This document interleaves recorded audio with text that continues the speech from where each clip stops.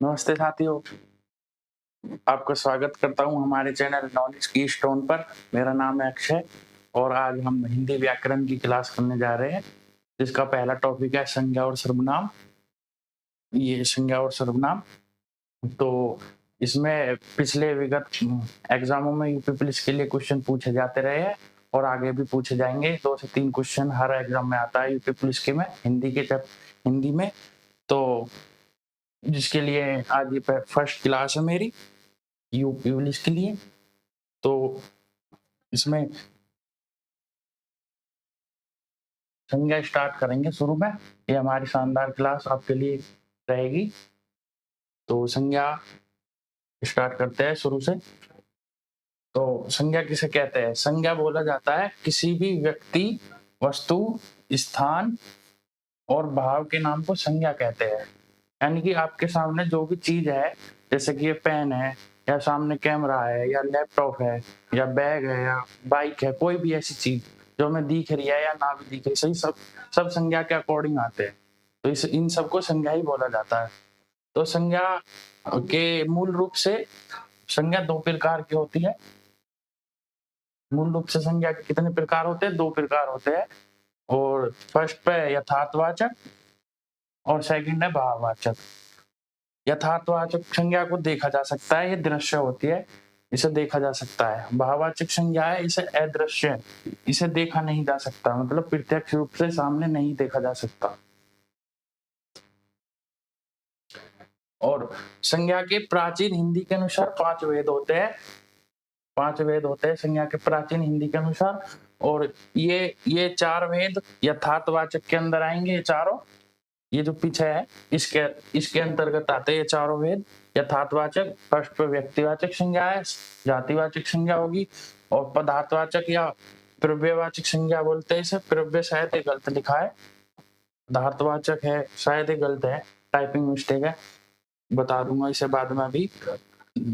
द्रव्यवाचक आएगा ये द्रव्यवाचक है संज्ञा। और चौथा है समूहवाचक या समुदायवाचक। तो ये यथार्थवाचक के अंतर्गत। और आधुनिक हिंदी के अनुसार संज्ञा के 3 भेद होते हैं, जो यूपी पुलिस और यूपीएसआई में फिलहाल ये यहीं से सबसे ज्यादा क्वेश्चन बनते हैं और यहीं से आगे भी बनेंगे। और इनमें से रियली चांस है तो बन जाए एक आध क्वेश्चन, और ज्यादातर ये संज्ञा के ये भेद है, इनसे ही महत्वपूर्ण क्वेश्चन बनेंगे क्वेश्चन एग्जाम के लिए। तो पहली संज्ञा जैसे ये व्यक्तिवाचक संज्ञा है, फिर दूसरी है जातिवाचक संज्ञा प्राचीन आधुनिक हिंदी के अनुसार। और जातिवाचक में पदार्थवाचक और समूहवाचक संज्ञा, ये वाली, ये दो थर्ड और फोर्थ, ये जातिवाचक के ही भेद बताए गए हैं प्राचीन हिंदी में। तो ये दोनों जातिवाचक के भेद है, जैसे कि ये लिखा है। और नंबर 3 भाववाचक संज्ञा, ये भाववाचक संज्ञा होती है। व्यक्तिवाचक संज्ञा, ये व्यक्तिवाचक संज्ञा की एक आगे भी आएगी परिभाषा, पर ये एक छोटी सी परिभाषा जो सिंगल लाइन में बताने के लिए है, जैसे कि दृश्य होती है, मतलब इस संज्ञा को, व्यक्तिवाचक संज्ञा को देखा जा सकता है अच्छे से। सदैव एक वचन होती है और दुनिया में अकेली होती है, मतलब इसके जैसा और कोई नहीं होता। एक वचन इसका मतलब बहुवचन नहीं बन सकता, एक ही वचन रहेगी हमेशा। ऐसे ही जातिवाचक संज्ञा को ले लेते हैं, ये भी दृश्य होती है व्यक्तिवाचक संज्ञा की तरह, और इसका बहुवचन बन जाता है, जिसका मतलब जौन सी संज्ञा का व्यक्तिवाचक बन जावे, नहीं, जौन सी संज्ञा का बहुवचन बन जावे वो जातिवाचक के अंदर आ जाती है।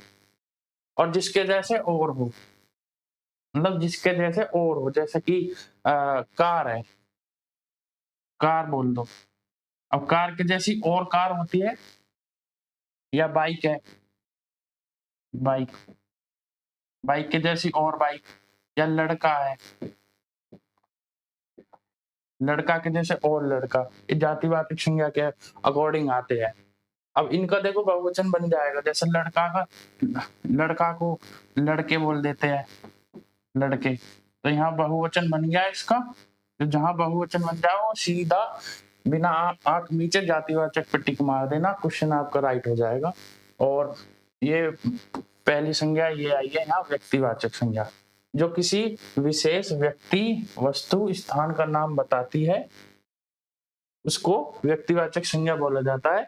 उदाहरण जैसे कि ताजमहल, दुनिया में अकेला है ताजमहल, एक ही है और कहीं नहीं है, वो भारत में है, आपको पता है आगरा में। नंबर 2 ये यमुना, दुनिया में अकेली नदी है यमुना और कहीं यमुना नहीं है।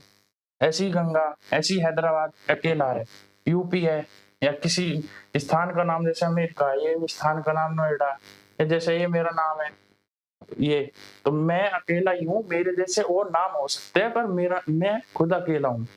हिंदी, हिंदी व इंग्लिश के महीनों के नाम, जैसे कि हिंदी में महीनों के नाम आ जाते हैं, चैत मार्च को बोला जाता है, और ये जैसे कि बैसाख ये अप्रैल को बोलते हैं बैसाख, और फागुन होगा, फागुन, फाल्गुन लिखते हैं पर बोलते फागुन ही है। ये हिंदी महीनों के नाम है, सब व्यक्तिवाचक में ही आएंगे। और ऐसे ही इंग्लिश महीनों के नाम जैसे जनवरी है, जनवरी, फरवरी, मार्च, अप्रैल, सारे सारे महीना 12 के 12, ये सब व्यक्तिवाचक के अकॉर्डिंग आते हैं। ऐसी पृथ्वी एक है, पृथ्वी के जैसे और ग्रह नहीं है, पृथ्वी अकेली है, और ग्रह अलग है, जैसे मंगल, बुध या शनि और भी अरुण या वरुण, ये अलग है, पर सारे अलग अलग है, तो अकेले है तो व्यक्तिवाचक। ऐसी चंद्रमा है, भारत है, माउंट एवरेस्ट है, ये सब चीज, तो ये सब व्यक्तिवाचक के अकॉर्डिंग ही आएंगी। और नंबर 2 हमारी संज्ञा जातिवाचक संज्ञा, जिसको मैंने अभी बताया पीछे कि जिसके जैसे और हो, वो व्यक्तिवाचक में आते हैं। जैसे कि वह संज्ञा जो किसी जाति या उपजाति का बोध कराती ही है, वह जातिवाचक संज्ञा कहलाती है। एग्जाम्पल नदी, नदी के जैसी और नदी होती है। जैसे कोई जानवर है, जैसे मान लो जानवर होगा कोई, मतलब जानवर जैसे कुत्ता है, अब कुत्ते के जैसे और कुत्ते होते हैं, या शेर है, शेर के जैसे और भी शेर होते हैं, तो वो सब उनकी जाति को बताता है कि जाति बहुत बड़ी जाति है शेरों की या जानवर की। ऐसी अध्यापक टीचर है, टीचरों की जाति होगी, सब तरह के टीचर होते हैं, ऑनलाइन टीचर, ऑफलाइन टीचर, या स्कूल के टीचर अलग मान लो, सब तरह के टीचर, तो उनकी जाति बता रहा है। ऐसी समस्त पद, पद जैसे कि डॉक्टर का पद या वकील, ये पद, और वकील, इंजीनियर, बहुत सारे, मतलब जो भी ऐसे पद है वो सब ये जातिवाचक संज्ञा में ही आएंगे। आम, खाने में मैंगो बोलते हैं इंग्लिश में आम। पेन, पेन के जैसे और पेन, तो ये जातिवाचक का ही उदाहरण है। लड़का, लड़का के जैसे और लड़का, ये भी जातिवाचक का उदाहरण है। फोन है, फोन के जैसे वो फोन, और जैसे जैसे ये फोन लिख रहा है, अब इसके आगे लगा दो सैमसंग फोन, सैमसंग फोन, तो इसका नाम आगा तो ये व्यक्तिवाचक संज्ञा में पहुंच जाएगा। और जो खाली फोन बोलेंगे तो जातिवाचक संज्ञा। ऐसी डायरी, लैपटॉप, काली गाय, काली गाय काली गाय मतलब काली गाय के जैसी और काली गाय। आपदाएं, सारी आपदा, ये भी जातिवाचक के अकॉर्डिंग आती है। जैसे आपदा, भूकंप मान लो, या सुनामी होगी, भूकंप, सुनामी, बाढ़, ये सारी ऐसी प्राकृतिक आपदा, ये भी सब जातिवाचक के अकॉर्डिंग आती है। और नंबर 3 है हमारी भाववाचक संज्ञा। भाववाचक संज्ञा वह संज्ञा जो भाव, गुण, दोष, अवस्था को दर्शाती गलत लिख रहा है, दर्शाती है, वहां भाववाचक संज्ञा होती है। तो इसमें भाव आते हैं जैसे कि प्यार है, या ईमानदारी होगी, लालच होगा। भाव सारे तरह के, ऐसे नहीं कि भाव मतलब सब, जैसे ये लिख रहे देखो भाव, गुण है, दोष, अवस्था, ये भाव में जैसे खुशी है, दुख होगा। गुण होते हैं इंसान के, जैसे ईमानदारी, परिश्रमी आदमी है, ईमानदार आदमी है। दोष भी होते हैं जैसे बेईमानी है, क्रोध है, और बेईमानी में क्रोध है। गुण गुण में देखो और उदाहरण आ जाते हैं, जैसे कि साहस है, साहस भी गुण होता है। और बुराई, बुराई तो इसमें आएगी शायद दोष में, बुराई तो यहाँ आएगी। और जैसे अवस्था है, दूरी, जवानी और बुढ़ापा, बुढ़ापा ये अवस्था में आती है। और गरीबी, गरीबी आ जाता है, ये भी अवस्था ही है। और गरीबी, और जैसे भाव में बनावट है, सजावट है, ये मान लो ये भाव ही है। ऐसी ऐसी ईमानदार के और उदाहरण आ जाएंगे आपके आगे। अच्छाई होगी, बुराई होगी, ईमानदारी, परिश्रमी, ये सब भाव में आ जाता है। और नंबर 4 हमारी पदार्थवाचक संज्ञा। पदार्थवाचक या द्रव्यवाचक संज्ञा, ऐसी संज्ञा जो किसी द्रव्य का बोध कराती हो। द्रव्य मतलब खाने पीने की चीज, जैसा कि उदाहरण द्रव्य में उदाहरण आ जाएगा ठोस, और ये द्रव है, गलत लिख रहा है, गैस, प्लाज्मा, ईटीसी, उन्हें द्रव्यवाचक संज्ञा कहते हैं। या जिन वस्तुओं की गिनती नहीं करी जा सके, जैसे दूध है। अब दूध आप पी रहे हो, दूध होगा, दूध पी रहे हो, या गिन के पियोगे कि एक दूध पी लिया या 2 दूध पी लिया, नहीं, गिना नहीं जा सकता। जैसे इसके उदाहरण ये लिख रहे हैं, खाने पीने की चीजें, जैसे तेल है, अब तेल को खाया या पिया ही जा सकता है, गिना नहीं जा सकता। ऐसी पानी है, ऐसी दूध, ये रहा दूध देखो। आटा आदि खनिज पदार्थ, खनिज पदार्थ इसमें जैसे खनिज पदार्थ ये धातु है, लोहा है, चांदी आ जाएगा जैसे खनिज पदार्थन में, तो इन्हें गिना नहीं जा सकता। ये सब बिना गिने, बॉक्साइट है, ऐसे ही जैसे टंगस्टन है, ये सब द्रव में ही आएंगे। तो ये सब द्रव के ही है। तो एल्युमिनियम आ जाएगा, जैसे एल्युमिनियम,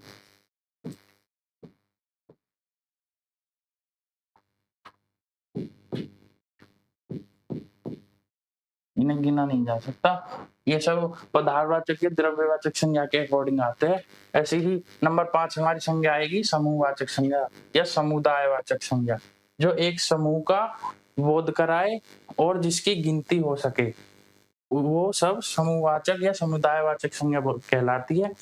इसके उदाहरण है जैसे भीड़, भीड़ को गिना जा सकता है, इसकी गिनती हो सकती है, मतलब इन्हें गिना जा सकता है। संगठन है, कोई भी संगठन है, उसमें जिस मतलब उस संगठन में जितने आदमी जुड़े हुए हैं, तो गिनती के अकॉर्डिंग उन्हें गिना जा सकता है संगठनों को। गिरोह है या कोई, जैसे दल है, अब दल में भी ऐसा आदमी, दल में आदमी ही जुड़ते हैं तो आदमियों को गिना जा सकता है। संसद, पार्लियामेंट है, जैसे पार्लियामेंट में संसद बैठते हैं, उनकी गिनती गिनती हो के ही, मतलब जैसे संसद में विधानसभा यूपी की 403 विधायक रहते हैं, तो इनकी गिनती है, जब तो इन पता चल रहा है। और सेना है, सेना में भी गिनती होती है, गुच्छा होगा, किसी भी चीज को गुच्छा मान लो, भीड़ है। पुस्तकालय में जैसे पुस्तकालय लाइब्रेरी को बोल देते हैं, लाइब्रेरी में बच्चे हैं, गिनती के, जैसे कि किसी की लाइब्रेरी में 60 सीट है, तो गिनती के हिसाब से ही पता पड़ जाएगा अपने आप। और इसमें परिवार आ जाएगा कि परिवार जैसे किसी के परिवार में 6 मेंबर है, तो उनको गिना जा सकता है। मतलब कुल मिला के बात हुई, जिसकी गिनती हो सके वो सब समूहवाचक या समुदायवाचक के अकॉर्डिंग आएंगे संज्ञा में। और भाववाचक संज्ञा का निर्माण 5 प्रकार से होता है, ये इंपॉर्टेंट है बहुत। 5 प्रकार से होता है भाववाचक संज्ञा। विशेषण से बन जाती है, क्रिया से बन जाती है, जातिवाचक संज्ञा से भी बन जाती है भाववाचक संज्ञा, और सर्वनाम से भी बन जाती है, और अव्यय से भी बन जाती है भाववाचक संज्ञा। अब विशेषण से भाववाचक संज्ञा का निर्माण, जैसे फर्स्ट वाला, इससे भाववाचक संज्ञा कैसे बनती है विशेषण से। जैसे विशेषण है, विशेषण क्या होता है, विशेषण पहचानने का सबसे अच्छा तरीका है, इसके आगे या तो किसी वस्तु का नाम लगा दो या किसी आदमी जोड़ दो। जैसे कि मैं लगा कर दिखाता हूँ, ऊंचा आदमी या ऊंचा घर, दोनों चीज जोड़ दी, वस्तु भी या आदमी भी। तो विशेषण के आगे आदमी या घर लगा के देख लो, विशेषण का पता पड़ जाएगा। जैसे नीचा आदमी या घर, युवा युवा आदमी या युवा बोल देते हैं, और वीर वीर आदमी, ऐसे। तो इन विशेषण से भाववाचक की क्रिया नहीं, भाववाचक संज्ञा ऐसे बनती है कि ऊंचा से क्या बनेगी, ऊंचाई। ऊंचाई को तुम देख सकते हो, नहीं देख सकते। और नीचा से नीचाई, नीचाई बोल देते हैं। युवा से यौवन अवस्था, यौवन या यौवन अवस्था दिखती नहीं है, यौवन अवस्था। वीर वीरता, और वीरता हो जाएगा। और अब सर्वनाम से भाववाचक संज्ञा कैसे बनती है, जैसे ये सर्वनाम है, मम है, मम। सर्वनाम बोलते हैं जो संज्ञा शब्दों के स्थान पर प्रयोग हो गए, उनको सर्वनाम बोला जाता है। निज है, सर्व है, स्व है, अपना है। अब जैसे मम से ममता बन जाएगी भाववाचक संज्ञा। निज से निजत्व, सर्व से सर्वदा, स्व से स्वतत्व, स्वपूर्ण, अपना से अपनापन। और इधर अव्यय से भाववाचक संज्ञा किस प्रकार बनती है, बोर्ड पर लिख रही है। जैसे अधिक है, अव्यय बोलता है, अव्यय बोला जाता है। अव्यय यहाँ गलत लिखा हुआ है, अव्यय लिखा जाएगा अव्यय। अव्यय बोला जाता है जिस शब्द का तोड़ के कोई अर्थ ना निकले, उनको अव्यय बोला जाता है। मतलब ये शब्द जो लिखे हुए हैं अव्यय के नीचे, इन्हें तोड़ा नहीं जा सकता, मतलब दो भागों में विभाजित नहीं हो सकते। अव्यय अव्यय उन्हें को बोलते हैं। तो अव्यय से भाववाचक संज्ञा कैसे बनती है, जैसे अधिक है तो अधिक, अधिकता हो जाएगी। निकट है, निकटता हो जाएगा। समीप है, सामीप्य हो जाएगा। मना है, मना ही हो जाएगा। तो ये सब अव्यय से है। जैसे हा हा लिख देते हैं यहाँ, हा। अब इसे तोड़ने पर कोई अर्थ नहीं मिलेगा। अब इसका भाववाचक संज्ञा बन सकती है हा से। हा से बन जाएगा हा कार। भाव अव्यय से बना सकते हैं इसे, हाहाकार। जातिवाचक संज्ञा, भाववाचक संज्ञा का निर्माण। जातिवाचक संज्ञा से भाववाचक संज्ञा कैसे बनती है, जैसे इंसान है। अब इंसान है, इंसान की जाति, मतलब बहुत सारे इंसान, तो जाति अलग ही दिख रही है। तो इंसान से इंसानियत। पुरुष है, पुरुष के जैसे और पुरुष, जातिवाचक में ही आएंगे ये सब। पुरुष का बहुवचन बन जाएगा, जैसे पुरुष का पुरुष, पुरुष का तो शायद नहीं बना, पुरुषो होएगा क्या, पुरुषो नहीं होगा। पुरुष का भाववाचक संज्ञा होगा पुरुषत्व, पुरुष तत्व। स्त्री, स्त्री के जैसे और स्त्री, स्त्रियां बन जाएगा। देखो यहाँ बहुवचन बनना है इसका, स्त्रियां बोल देंगे। तो जहां बहुवचन बन जाए वहां जातिवाचक संज्ञा ही होगी, और कोई सी नहीं बनेगी। तो स्त्री तत्व। ऐसे ही माता, माताओं, माताओं बहुवचन बन गया, तो ये भी जातिवाचक संज्ञा ही बोली जाएगी। मातृत्व। ऐसी पिता, पितृत्व। ऐसी बच्चा, बच्चा का बहुवचन बन जाएगा, बच्चों हो जाता है, बच्चों, बचपन। क्रिया से भाववाचक संज्ञा का निर्माण कैसे होता है, किस प्रकार से होता है, जैसे क्रिया, किसी चीज को करने को क्रिया बोला जाता है, किसी चीज को करने को क्रिया बोला जाता है। तो जैसे उड़ना, उड़ रहे हैं तो क्रिया हो रही है, उड़ने। जैसे कोई पंछी उड़ रहा है तो क्रिया करके ही उड़ रहा है, तो उड़ान बन जाएगा भाववाचक। उभरना, उभार। गड़गड़ाना, गड़गड़ाहट। हंसना, हंसना भी एक क्रिया होती है, कोई हंस रहा है तो क्रिया ही कर रहा है, हंसी। दौड़ना, दौड़ना से दौड़ बन जाएगी। अब हमारा सेकंड चैप्टर है ये सर्वनाम आज का। तो सर्वनाम संज्ञा के शब्द, संज्ञा के स्थान पर प्रयोग होने वाला को सर्वनाम बोला जाता है। वे शब्द जो संज्ञा के स्थान पर प्रयोग किए जाते हैं, वे शब्द। जैसे उदाहरण है, जेम्स अच्छा छात्र है, तो जेम्स की जगह हम वह लगा सकते हैं, वह अच्छा छात्र है, तो वह सर्वनाम हो गया, सर्वनाम। जैसे दूसरा उदाहरण है, आलोक विषयों की समझने पर ध्यान देता है, ये सर्वनाम का उदाहरण है। सर्वनाम शब्द संज्ञा शब्दों की पुनरुक्ति को रोकते हैं। मतलब संज्ञा शब्द आने को सर्वनाम के द्वारा रोका जाता है। जैसे कि मैं उदाहरण दे रहा हूँ, राम खाता है, खाता है। राम जाता है, राम नहाता है, नहाता है। तो बार बार हर देखो तीनों वाक्य में राम आ रहा है।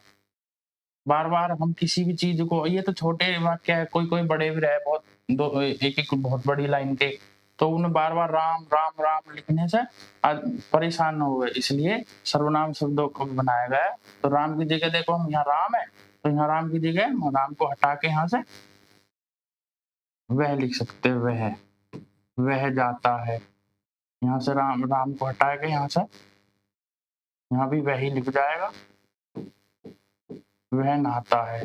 तो ये बात राम के ही बारे में हो रही है। अब भी पहले राम नाम लिख रहे थे, राम राम, अब वह, तो बात तो राम के ही बारे में बताई जा रही है। तो संज्ञा, ये संज्ञा होगी, ये सर्वनाम हो गए। तो इस सर्वनाम ने संज्ञा शब्द को रोक दिया आने से बार बार। जैसे ये देखो, ये परिभाषा यहाँ लिख रही है, सर्वनाम शब्द संज्ञा शब्दों की पुनरुक्ति को रोकते हैं। जो मैंने अभी आपको समझाया है वो सर्वनाम के 6 भेद होते हैं, जो ये लिखे हुए हैं आगे आपके। फर्स्ट, जैसे निश्चयवाचक सर्वनाम, मतलब किसी निश्चित चीज का बोध कराता है। अनिश्चयवाचक, जैसे कोई भी चीज है, जैसे बाहर कोई आया है तो हमें पता नहीं है कि कौन आया है, अनिश्चित है, पता नहीं है बिल्कुल। ऐसी संबंधवाचक सर्वनाम है, संबंध मतलब किसी चीज का संबंध बताते हैं। प्रश्नवाचक, जिसमें प्रश्न पूछे जाते हैं, क्या, कैसे, कब से, ऐसे बोल। और नंबर 5, निजवाचक सर्वनाम, यानी कि खुद, मतलब जो काम खुद करे, जैसे कि मैं स्वयं पढ़ूंगा, या मैं स्वयं खाना खाऊंगा, या मैं स्वयं जाऊंगा, वो निजवाचक सर्वनाम में आता है। ऐसे पुरुषवाचक है, इसके तीन उदाहरण होते हैं पुरुषवाचक के। अन्य अन्य होता है, मध्यम होता है एक, और एक उत्तम पुरुषवाचक होता है, जो अगली स्लाइड पर आएंगे। देखो, मूल सर्वनाम शब्दों की कुल संख्या 11 होती है। ये पेपर में कई बार आ गया, मॉक टेस्ट में भी आता रहता है, तो ये इम्पोर्टेंट है। जैसे कि मूल शब्द मैं और तू, ये पुरुषवाचक सर्वनाम के लिए प्रयोग किए जाते हैं। मैं और तू, उसमें मैं तू पुरुषवाचक सर्वनाम के लिए प्रयोग होता है। जोड़ शो संबंध बताने के लिए प्रयोग होता है, कि वाक्य में संबंध बताया जाए तो जोड़ शो से पहचाना जा सकता है। यह वह निश्चयवाचक सर्वनाम की, यह किताब मेरी है, या वह मेरा लैपटॉप है, इस प्रकार से।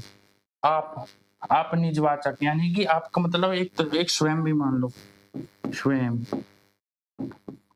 आप कोई बोलते स्वयं भी, कि स्वयं, मैं स्वयं काम करूंगा, मैं स्वयं जाऊंगा, मैं स्वयं आऊंगा, ये आप। तो आप भी बोल, अपने आप को भी बोल जाते हैं कि आपने अच्छा काम किया, तो ऐसे। और जैसे कि प्रश्नवाचक है, कौन, क्या, प्रश्नवाचक, इसमें क्वेश्चन पूछे जाते हैं, कौन, क्या, कैसे, ऐसे करके। जैसे कि दरवाजे पर कौन खड़ा है, या बाहर कौन आया है, ऐसे। कोई और कुछ अनिश्चयवाचक सर्वनाम के अकॉर्डिंग आते हैं। पहला हमारा निश्चयवाचक सर्वनाम है, यह और वह, जो भी मैंने पीछे बताए। कहाँ गए ये रे, तो ये यहाँ भी लिखवा दिए। इसे संकेतवाचक सर्वनाम भी कहते हैं। यह किसी निश्चित व्यक्ति वस्तु का बोध कराता है, मतलब कोई चीज निश्चित है उसका बोध कराएगा निश्चयवाचक सर्वनाम। जैसे कि उदाहरण से मैं समझा रहा हूँ, यह मेरा फोन है, तो निश्चित बात है कि ये जो फोन है ये मेरा ही है, ऐसे निश्चित बात है होगी। ये वो तुम्हारे लोग है, तो निश्चित बात है, बिल्कुल जाहिर हो रहा है अपने आप ही। यह मेरी बाइक है, निश्चित बात है कि मेरी है। ऐसी, यह मेरा घर है, इसमें भी निश्चित ही है। यह मेरी मेज है, तो जो मतलब निश्चित बात निश्चित करा दे बिल्कुल ही, जिसमें कोई डाउट नहीं रहे, वो सब निश्चितवाचक सर्वनाम में आते हैं। और जब सर्वनाम का पड़ोसी सर्वनाम होता है, वहां निश्चितवाचक सर्वनाम होता है। सर्वनाम का पड़ोसी सर्वनाम, वहां निश्चित, जैसे कि ये भी सर्वनाम है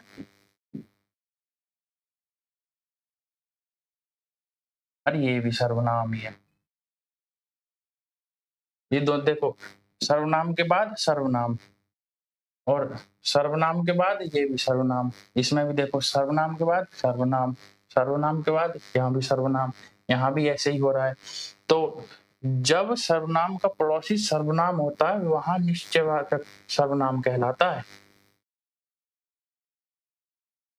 नोट, ये लाइन ये लाइन जो ये वाली लाइन है, ये इस पर डिपेंड करेगी, इस वाली लाइन ये, अभी इसका मतलब तुम्हें समझ आएगा इसे पढ़ने के बाद। यदि सर्वनाम के साथ संज्ञा शब्द आ जाए तो सार्वनामिक विशेषण होता है। ये नहीं गलत लिख रहा है। उदाहरण जैसे यह पेन मेरा है, यह पेन मेरा है और यह मेरा पेन है, इन दोनों में अंतर है। बात एक सी लग रही है पर अंतर बहुत बड़ा है।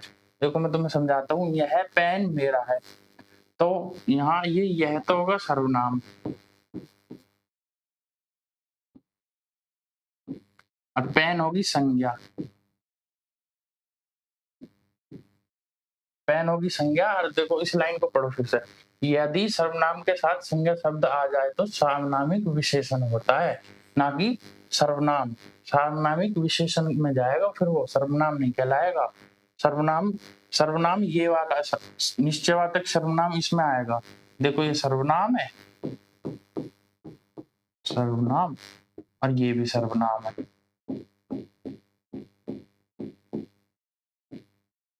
तो ये वाली लाइन तो ये है,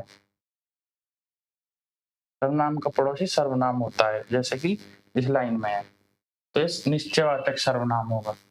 और जहां आप ये दिख जाए कि सर्वनाम के तुरंत बाद संज्ञा आ रही है, वहां सार्वनामिक विशेषण उत्तर होएगा, ना कि ये वाला। और नंबर 2 हमारा दूसरा सर्वनाम है अनिश्चयवाचक सर्वनाम। इसमें कोई और कुछ का प्रयोग होता है। यह अनिश्चित वस्तु या व्यक्ति का बोध कराता है।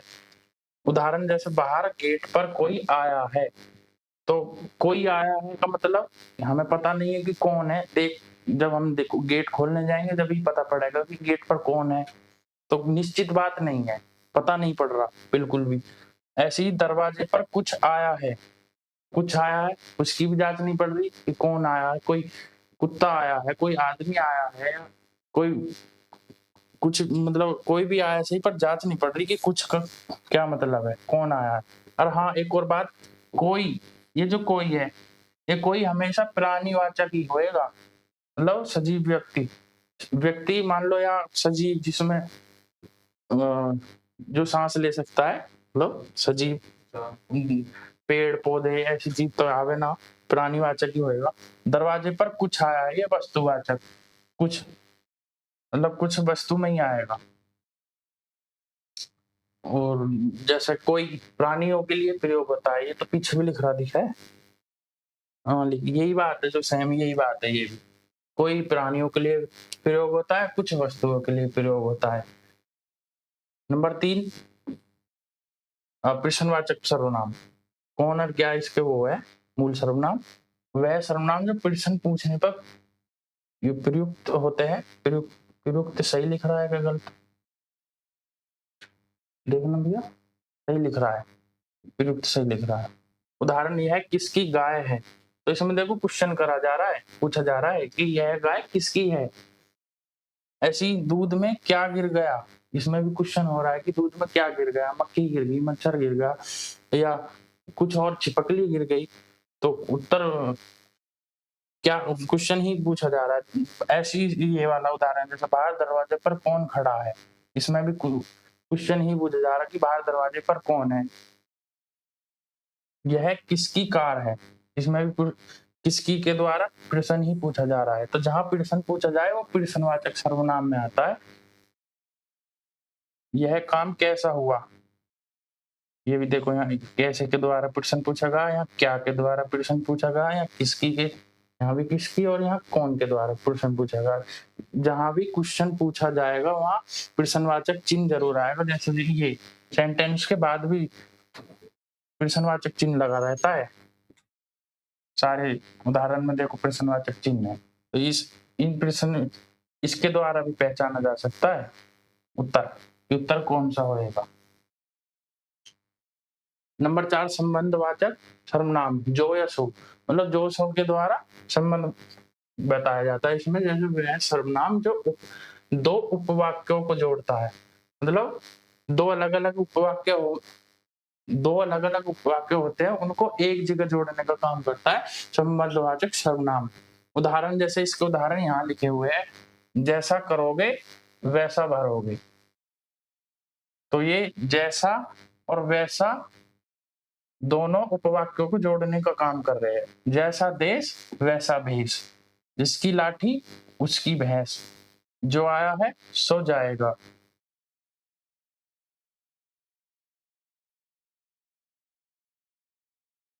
ऐसे जैसे इसमें एक और उदाहरण आएगा, जैसा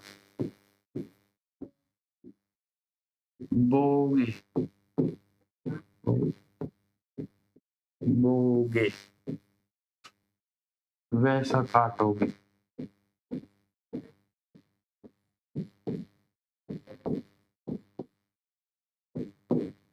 ये भी उदाहरण इसमें ही आएगा संबंधवाचक सर्वनाम के अकॉर्डिंग। और नंबर 5 है हमारा निजवाचक सर्वनाम आप। इसमें आप मैंने पीछे बताया स्वयं के लिए, स्वयं को भी आप ही बोल देते हैं। जैसा कि राष्ट्रपति भवन में जैसे हर साल राष्ट्रपति भवन में राष्ट्रपति जो पुरस्कार वितरित करती है, तो वहां जब किसी व्यक्ति को पुरस्कार मिलता है ना, तो उसकी विशेषता बताई जाती है। तो वहां ऐसे बोला जाता है, आपके लिए बता रहा हूँ कि जैसे कोई व्यक्ति है, जैसे कि कोई खिलाड़ी ले लो, रोहित शर्मा है जैसे, अब इसे अवार्ड मिल रहा है राष्ट्रपति भवन में, तो इसकी जो जब ये अवार्ड लेने के लिए जाता रहेगा ना, तो इसकी जो विशेषता बताई जाएंगी। तो एक व्यक्ति खड़ा हुआ दूसरा बोलता रहता है कि आपने वनडे में 3 दोहरे शतक लगाए हैं, आपने वनडे की कप्तानी के रूप में चैंपियंस ट्रॉफी जीती है, आप इंडियन क्रिकेट के लिए बहुत अच्छे खिलाड़ी हो, इस प्रकार से। तो वहां आप करके जो, तो उसका मतलब स्वयं के लिए तो होगा। तो इस प्रकार से आपको भी स्वयं में ही बोला जाता है। उदाहरण मैं देखो, इसके उदाहरण ये है, मैं खुद काम करूंगा, मतलब जिस वाक्य में खुद के लिए बोला जावे वहां सीधा सीधा निजवाचक सर्वनाम होगा, आंख मीच के उत्तर लगा देना। ऐसी स्वयं, मैं स्वयं खाना बनाऊंगा, मतलब जो काम स्वयं करना हो। मैं स्वयं अच्छी हूँ, मैं अपना खाना खाऊंगा, मैं स्वयं नहाऊंगा। और नंबर 6 हमारा सर्वनाम है पुरुषवाचक सर्वनाम मैं और तू। वे सर्वनाम जो किसी 3 पुरुष का वर्णन करते हैं, ऐसा सर्वनाम जो किसी 3 पुरुष का वर्णन करते हैं वो पुरुषवाचक सर्वनाम। ये सर्वनाम नहीं लिखा, इसके 3 भेद होते हैं, मैंने पीछे बताया, उत्तम, मध्य और अन्य पुरुषवाचक। तो उत्तम पुरुषवाचक सर्वनाम ये है मैं और हम, प्लस इसकी कारक विभक्ति होती है मैं और हम की। जैसे कि मैं से बनेगा मेरा, मैं से बनेगा मुझको, मैं से बनेगा मुझसे, हमसे बनेगा हमारा, हमारी, हमने, हमकी आदि। या हमकी तो शायद गलत है। तो नंबर 2 मध्यम पुरुषवाचक सर्वनाम। इसमें तुम और तू, तो तू से तू तू ये जो तू है इसका मतलब है जो अकेला है और उम्र में छोटा है। मान लो कोई मेरे से छोटा है तो मैं उसके लिए तू बोल सकता हूँ, तो तू वहां प्रयोग होएगा। और जैसे तू से बनेगा तुमको, और ये तेरा तुझको, ये तू से बनेंगे। और ऐसी है तुम्हारा तुम उसके लिए प्रयोग होएगा, कहाँ गया, जैसे तुम ये वाला, ये उसके लिए प्रयोग होगा जो उम्र में कम और 1 से अधिक को बोला जाएगा तुम। मतलब वो भी उम्र में कम है, पर हमारे सामने 5 जने खड़े तो हम 5 को तुम बोलेंगे, उनको तू नहीं बोल सकते कि तू यहाँ।